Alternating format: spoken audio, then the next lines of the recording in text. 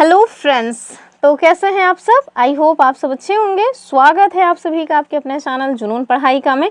चलिए हम लोग घटना चक्र देख रहे हैं, ज्योग्राफी, पॉलिटी, हिस्ट्री। आज हम लोग जो टॉपिक लेकर के आए हैं वो भैया ज्योग्राफी का है और टॉपिक अपना क्या है, तो एनर्जी अर्थात ऊर्जा। तो ऊर्जा से क्या कुछ क्वेश्चंस बने हुए हैं ये आज की वीडियो में हम डिस्कस करेंगे। इससे पहले आगे बढ़ें, अगर आप लोग पहली बार चैनल पे आए हैं तो सब्सक्राइब ज़रूर कर लीजिए और अपने फ्रेंड ग्रुप में शेयर भी कर दिया करिए। तो चलिए देखते हैं आज का अपना पहला क्वेश्चन। तो देखिए पहले क्वेश्चन का जो मतलब कि क्वेश्चन आपको दिखाया गया है वो दो लिस्ट दी हुई है। कह रहे हैं कि सूची 1 को सूची 2 से सुमेलित कीजिए और सही उत्तर का चुनाव कीजिए कूट के माध्यम से। तो चलिए देख लेंगे। सूची 1 में क्या दिया है, उकाई, पतरातू, पेंच और डाभोल। और दूसरे सूची में कह रहे हैं झारखंड, गुजरात, महाराष्ट्र, मध्य प्रदेश।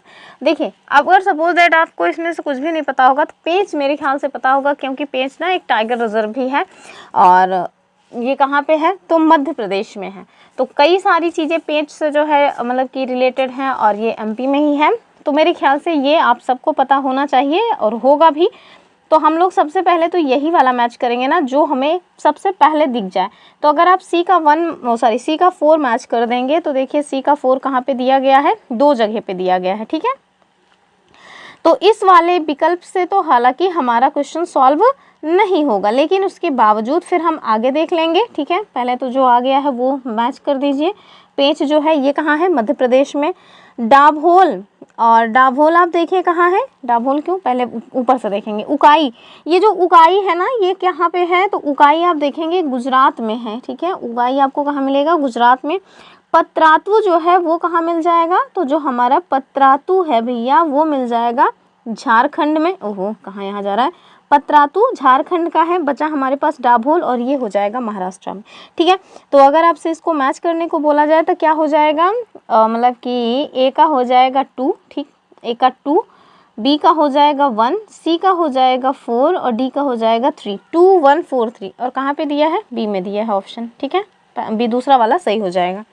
नेक्स्ट क्वेश्चन देखिए, ये वाला क्वेश्चन मतलब कि समय समय के साथ चेंज होता रहता है। तो अभी जो नया आंकड़ा आया है उसके हिसाब से हम इसका जो सही उत्तर है वो भी बताएंगे और जो उस टाइम पे पूछा गया था उस समय के हिसाब से क्या था ये भी बता देंगे। ठीक है, क्या कह रहे हैं आपसे, कह रहे हैं कि भारत में शक्ति खंड में ऊर्जा स्रोतों के भाग का सही क्रम क्या है, तापीय ऊर्जा, जलीय, आणविक या फिर वायु। अर्थात ये कुल मिलाकर के ये कह रहे हैं कि जो हम लोग एनर्जी का उत्पादन करते हैं ना वो सबसे ज़्यादा किससे करते हैं, कोयला। ये जो तापीय होता है इसका मतलब है कोयला से जो उत्पादन किया जाता है वो। जलीय जो है मेरे ख्याल से आपको पता होगा जो हाइड्रो इलेक्ट्रिक है वो, और आणविक तो वही परमाणु वाला, और वायु अर्थात पवन ऊर्जा से। तो चलिए मैच करेंगे अर्थात इसको सेट करेंगे। तो उस टाइम के हिसाब से जब ये क्वेश्चन पूछा गया था तब तो इसका उत्तर था तापीय, आणविक, जलीय और वायु। लेकिन वर्तमान का जो परिदृश्य है आप देखेंगे कि जो इकोनॉमिक सर्वे आता है उसमें इस तरह के डाटा दिए जाते हैं। तो जो 2024 का इकोनॉमिक सर्वे आया था उसमें जो है अगर आप देखेंगे तो आपको पता चलेगा कि वर्तमान की जो परिस्थिति है वो हो जाएगा सबसे ज़्यादा हम लोग तापीय अर्थात कोयले से ही जो है मतलब कि एनर्जी का मतलब एनर्जी उत्पादन कर रहे हैं। दूसरे पे आ जाएगा नवीकरणीय हमारा, ठीक है, नवीकरणीय। तीसरे पे आ जाएगा हमारा हाइड्रो इलेक्ट्रिक अर्थात वो मतलब कि जल विद्युत। चौथे पे आ जाएगा हमारा परमाणु। ठीक है, तो अभी के जो स्थिति है उसमें क्या है, तापीय, नवीकरणीय, जल विद्युत और परमाणु। ठीक है, चलिए अगले क्वेश्चन की बात करेंगे। और जो हमारा अगला क्वेश्चन है वो कह रहे हैं कि ऊर्जा उत्पादन के निम्नलिखित साधनों पर आपको विचार करना है, जल, प्राकृतिक गैस, नाभिकीय, डीजल। तो जैसा पिछला वाला क्वेश्चन था उसी तरह का है ये। कह रहे हैं कि इन्हें भारत में ऊर्जा उत्पादन की कुल प्रतिष्ठापित क्षमता में उनके प्रतिशतांश यानी कि कितना परसेंटेज है उसके अनुसार अवरोही अर्थात घटते हुए क्रम में सेट करना है। ठीक है, तो अर्थात सबसे ज़्यादा जो होगा उसको सबसे पहले लिखेंगे और सबसे कम जो होगा उसको सबसे बाद में। तो इन सब में आज भी देखें जैसे पहले की स्थिति थी वैसी स्थिति एक जगह आज भी है कि सबसे ज़्यादा जो हम लोग एनर्जी का उत्पादन कर रहे हैं वो भैया कोयले से ही कर रहे हैं अर्थात मतलब कि तापी। तो यहाँ पे देखें तापी दरअसल दिया ही नहीं है, तो पहला वाला तो वैसे ही फुस हो गया, तो ये वाला दिया नहीं। तो चलिए जो दिया है उसी के हिसाब से देखेंगे। तो अकॉर्डिंग टू ऑप्शन आप देखें क्या हो जाएगा तो ये सब एकदम सही सेट है। आप देखिए इन सब में अगर आप सेट करेंगे तो आपको दिखेगा कि सबसे ज़्यादा इन सब में हम लोग जो मतलब उत्पादन कर रहे हैं वो जल विद्युत से, फिर आ जाएगा हमारा नेचुरल गैस, फिर आ जाएगा नाभिकीय, देन डीजल। ठीक है, ऑप्शन सी वाला 1 2 3 4। चलिए देख लीजिए 2016 का क्वेश्चन था, और अभी वर्तमान की जो स्थिति है उस हिसाब से मैंने इसका मतलब गूगल करके पूरा अच्छे से दिया भी है। तो देखिए वर्तमान परिप्रेक्ष्य में, वर्तमान में मई 2025 का जो आंकड़ा है उसके हिसाब से देखें कि भारत की ऊर्जा मिश्रण में कुछ महत्वपूर्ण बदलाव देखने को आए हैं। जैसे तापीय ऊर्जा, जैसे कि पहले भी तापीय ऊर्जा मतलब कि ऊर्जा अर्थात कोयले से हम लोग सबसे ज़्यादा एनर्जी उत्पादन कर रहे थे पहले भी, आज भी ये परिस्थिति, आज भी स्थिति वैसी की वैसी ही है, अर्थात कोयले का भैया सबसे बड़ा योगदान आज भी है। नवीकरणीय ऊर्जा स्रोतों विशेष रूप से सोलर और जो हमारा विंड एनर्जी है उसकी हिस्सेदारी में आप देखेंगे कि काफ़ी तेज़ी से वृद्धि हुई है। यहाँ एक संभावित वर्तमान परिदृश्य दिया हुआ है, हालांकि आंकड़े आए दिन चेंज होते रहते हैं, मतलब जब कोई नया आंकड़ा आएगा तब फिर ये चेंज हो जाएगा, जब तक नया आंकड़ा नहीं आता तब तक के लिए यही ठीक है। तो सबसे पहले तापीय अर्थात थर्मल एनर्जी की बात करेंगे तो अभी भी सबसे बड़ा हिस्सा है, लेकिन नवीकरणीय ऊर्जा के बढ़ते योगदान के कारण इसका सापेक्षिक हिस्सा धीरे धीरे कम हो रहा है। सोलर की बात करेंगे तो ये बहुत तेज़ी से बढ़ रहा है, जल ऊर्जा को पीछे छोड़ सकता है, उसके करीब या पहुँच भी सकता है, यानी कि अभी तो है। तीसरा देखें हाइड्रो इलेक्ट्रिक यानी कि जल, यह एक महत्वपूर्ण आधार भार स्रोत बना हुआ है, लेकिन सौर ऊर्जा जितना तेजी से नहीं बढ़ रहा है, यानी कि जो सोलर एनर्जी पे गवर्नमेंट का फोकस है ना वो ज़्यादा तेज़ी से है, तो सोलर एनर्जी से हम लोग मतलब तेज़ी से उसमें हम लोग वृद्धि कर रहे हैं, जबकि हाइड्रो इलेक्ट्रिक में हम लोग उतना तेज़ी से ग्रो नहीं कर रहे हैं। पवन ऊर्जा यानी कि विंड एनर्जी की बात की जाए तो सौर ऊर्जा के साथ मिलकर नवीकरणीय ऊर्जा में ये महत्वपूर्ण योगदान देता है। नेचुरल गैस की अगर बात करें तो बिजली उत्पादन में एक लचीला स्रोत के रूप में अपनी भूमिका बना के रखा है। न्यूक्लियर एनर्जी की क्षमता में धीरे धीरे वृद्धि हो रही है, लेकिन कुल मिश्रण में इसका हिस्सा अभी भी कम है। डीजल की बात करें तो बिजली उत्पादन में इसका उपयोग और भी कम हो गया है, मुख्य रूप से दूर दराज के क्षेत्रों और आपातकालीन बैकअप तक सीमित है। इसलिए वर्तमान परिप्रेक्ष्य में अगर आप देखें तो ऊर्जा स्रोत का जो अवरोही क्रम है वो कैसे हो जाएगा, तो तापीय, सोलर, जल, पवन, प्राकृतिक गैस, नाभिकीय, फिर डीजल, ठीक है, यानी कि डीजल सबसे कम। चलिए अगले क्वेश्चन की बात करेंगे। कहना है कि भारत में कुल उत्पादित विद्युत में परमाणु शक्ति का भाग कितना है। तो जब ये क्वेश्चन पूछा गया था तब भी उतना ही था, आज भी उतना ही है, और उत्तर क्या होगा 2%, 3%, 4 या फिर 5%, 3% हो जाएगा, ऑप्शन बी वाला। अगला क्वेश्चन देखिए, कह रहे हैं कि सूची 1 को सूची 2 के साथ सुमेलित कीजिए तथा सूचियों के नीचे दिए गए कूट से सही उत्तर का चुनाव कीजिए। तो चलिए चुन लेंगे। एक साइड राज्य के नाम दिए हैं, दूसरी साइड अणु शक्ति केंद्र दिए हैं। तो ये क्वेश्चन देखिए अभी तो इस तरह से पूछा गया, लेकिन अब जब पूछा जाएगा ना तो ज़्यादा चांसेस हैं कि क्रोनोलॉजी में पूछा जाए। तो इस वजह से कब ये यूनिट मतलब लगी, कब मतलब कि इन्होंने अपना जो है उत्पादन स्टार्ट किया है उसका मैंने ईयर दे दिया है आपको एक्सप्लेनेशन में। तो चलिए देखेंगे, गुजरात, कर्नाटक, राजस्थान, उत्तर प्रदेश, नरोरा, काकरापार, रावत भाटा, कैगा। भैया यूपी वाले कम से कम यूपी का एक है उसको तो हमें पता होना ही चाहिए, तो वो कौन सा है भैया, यूपी का नरोरा है, ठीक है, उत्तर प्रदेश का नरोरा। तो डी कॉमन देखिए 2 जगह पे मिल गया हमें। फिर आप देखें कैगा जो है ना वो कर्नाटक का है, तो कर्नाटक में भी पहला जो लेटर है वो का आ रहा है, कैगा में भी का आ रहा है, तो इस तरह से आप इसको मतलब याद कर सकते हैं ट्रिक के माध्यम से। तो बी का देखिए क्या हो जाएगा 4, और बी का 4 देखिए केवल एक ही जगह है, अकॉर्डिंग टू ऑप्शन मतलब सी वाला जो विकल्प है वो एकदम सही हो जाएगा, ठीक है। तो कर्नाटक का कैगा हो गया, 2 का 4, गुजरात और का मतलब कि राजस्थान। तो राजस्थान का क्या है भैया, तो राजस्थान का आप देखें ये हो जाएगा राजस्थान का रावत भाटा ना, राजस्थान का रावत भाटा, और गुजरात का है अपना काकरापार, ठीक है। तो इस तरह का क्वेश्चन अपर प्रीलिम्स 2023 में भी पूछा गया था, और आरओ में भी जो इस बार जिसके लिए री एग्जाम की हम प्रिपरेशन कर रहे हैं ना उसमें भी इस तरह का क्वेश्चन पूछा ही जाता है। चलिए अगले क्वेश्चन की बात करेंगे। यहाँ पे देखिए मैंने जैसा कि पहले ही बताया कि आजकल ट्रेंडिंग में है जो मतलब क्रोनोलॉजी वाला क्वेश्चन है, इस वजह से मैंने आपको इसका एक्सप्लेनेशन में ये दे दिया है कि कब इनकी जो मतलब पहला यूनिट कब इनके द्वारा लगाया गया था। तो आप देखें जो राजस्थान में है रावत भाटा, उसने जो अपना पहला यूनिट स्टार्ट किया था 1973 में, काकरापार गुजरात का 1993 में, नरोरा वाला जरूर याद रखें 1991, और कैगा कर्नाटक 2000, ठीक है। तो अगर आपको इसको क्रोनोलॉजी में लगाना हो तो कैसे आएगा, पहले रावत भाटा आ जाएगा क्योंकि 1973 में है, फिर नरोरा आएगा 1991, फिर आएगा काकरापार 1993, और लास्ट में आ जाएगा कर्नाटक का कैगा। अगले क्वेश्चन की बात करेंगे।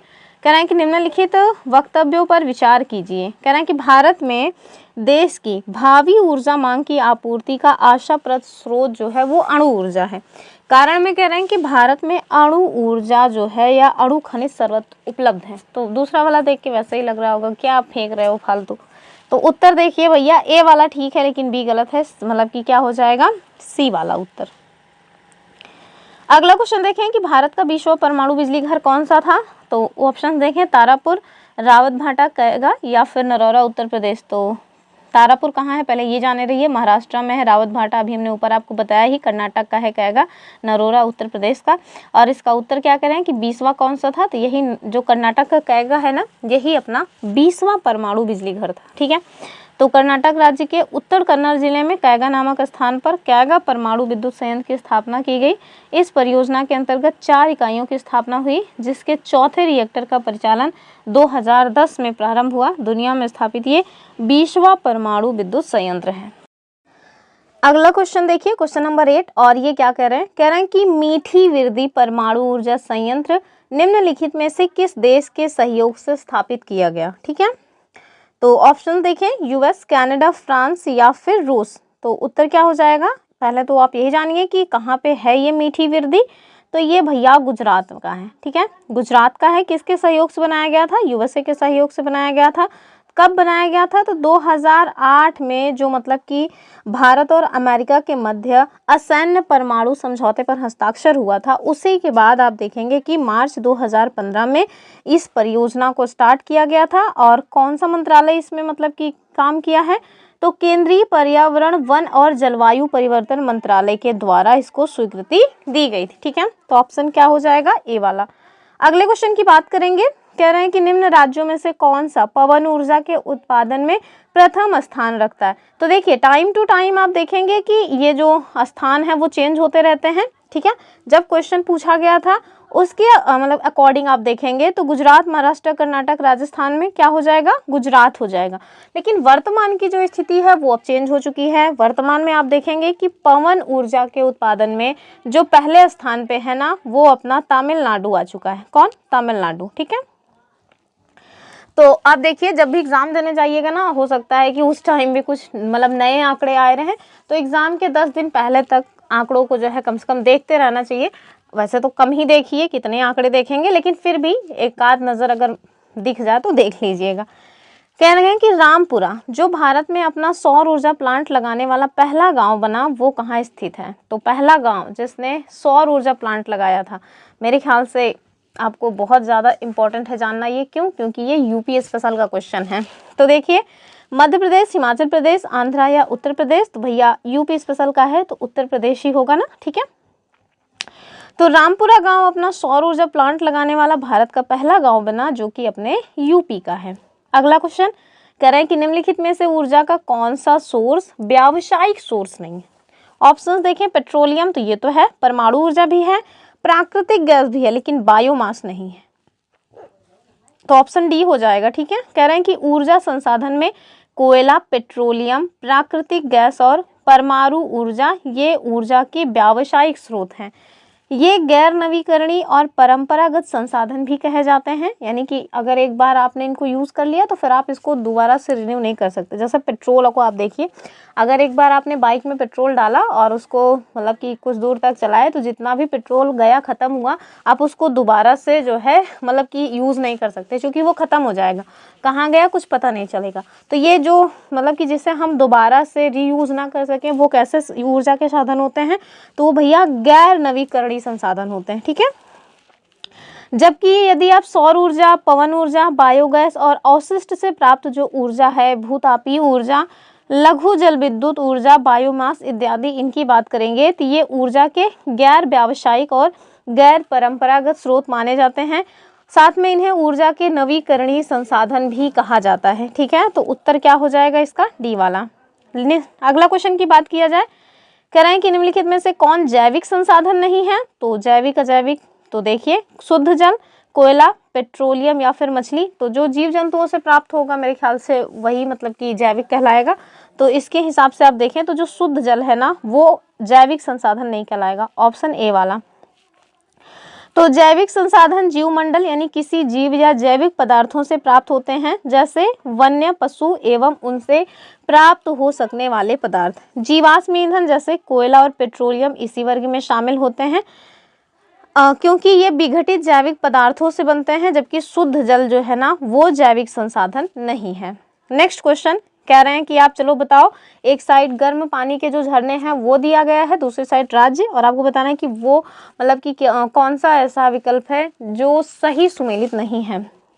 तो लसुंदरा कह रहे हैं राजस्थान में है, अवलोली कह रहे हैं महाराष्ट्र में, मणिकरण कह रहे हैं हिमाचल प्रदेश में, और सोहना कह रहे हैं हरियाणा में।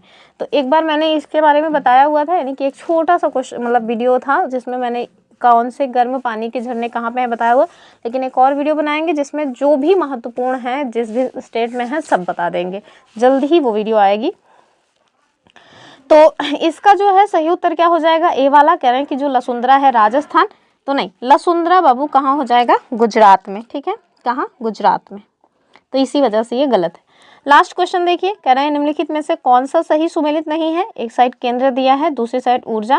कह रहे हैं कि पत्रातु जो है वो तापीय ऊर्जा से संबंधित है, नाथपा झाकरी जल विद्युत से, कल्पक्कम नाभिकीय से, कोरबा पवन ताप विद्युत से। तो आप मुझे ना कमेंट करके बताइएगा पत्रातु कहाँ है, झाकरी कहाँ है, कल्पक्कम कहाँ है, कोबरा कहाँ है, और इसका उत्तर जाने रहिए कि डी वाला रॉन्ग है। ठीक है, यानी कि जो कोरबा है छत्तीसगढ़ का, ये पवन ताप विद्युत से संबंधित नहीं है। तो किससे संबंधित है, तो भैया ये ताप विद्युत केंद्र है। ठीक है, ऑप्शन डी जो है वो इसका सही उत्तर हो जाएगा। तो चलिए, ये रही आज की वीडियो। आई होप आपको कुछ नया जानने को मिला होगा। जो क्वेश्चन पूछा गया है उसे कमेंट जरूर करिएगा, अगर नहीं पता है तो गूगल करके करिएगा, लेकिन बताइएगा जरूर। ठीक है, तो चलिए फिर मिलेंगे अपनी अगली वीडियो में, तब तक के लिए जय हिंद।